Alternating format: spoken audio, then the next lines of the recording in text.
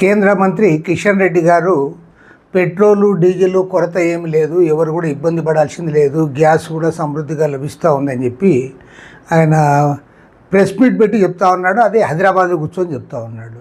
నిన్న సాయంత్రమే మేము జడ్చర్ల నుంచి హైదరాబాద్కి వచ్చే వరకు ఎక్కడ చూసినా సరే పెట్రోల్ బంకులు అన్నీ కూడా లైట్స్ కూడా ఆఫ్ చేసుకొని నో స్టాక్స్ బోర్డు పెట్టుకుని ఉంటే ఆయన మాత్రం సమృద్ధిగా లభిస్తూ ఉంది, పెట్రోల్ డీజిల్ కొరత లేదు, ఎవరికి ఎంత కావాల్సింటే అంత తీసుకొని పోండి, అంతేగాని మీరు ఇబ్బంది పడొద్దండి, పుకార్లు నమ్మొద్దండి అని చెప్తా ఉన్నాడంటే మరి కిషన్ రెడ్డి గారు నిద్రపోతున్నాడా లేకపోతే నిద్ర నటిస్తున్నాడో ఒక్కసారి ప్రజలకు చెప్పాలి. ఎందుకంటే ఇంత అధ్వానంగా మీరు దాదాపు ఒక నెల 15 రోజులుగా గ్యాస్ దొరక్క చాలామంది ఇబ్బంది పడ్డారు.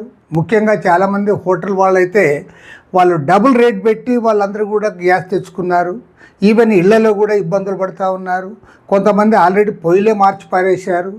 ఈ రకంగా ఒకవైపు గ్యాస్తో ఇబ్బంది పడుతూ ఉన్నారు. ఇప్పుడు వాహనదారులందరూ కూడా పెట్రోల్ దొరక్క డీజిల్ దొరక్క ఇబ్బందులు పడుతూ ఉంటే పెద్ద ఎత్తున భారీ క్యూలు ప్రతి దగ్గర కూడా కనపడతా ఉన్నాయి. గ్రామీణ ప్రాంతాల్లో రైతులు కూడా ఇబ్బంది పడుతూ ఉన్నారు.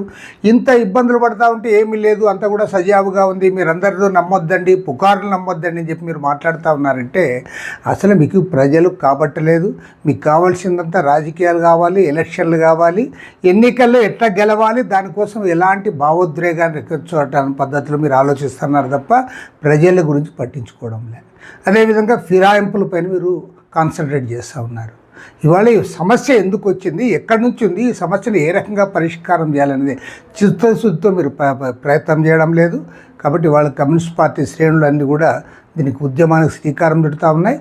ప్రభుత్వం ఇప్పటికైనా సిన్సియర్గా సమస్యను గుర్తించి ఆ సమస్య పరిష్కారానికి వారు ముందుకు రావాలని చెప్పి కేంద్ర ప్రభుత్వాన్ని డిమాండ్ చేస్తూ ఉన్నాం.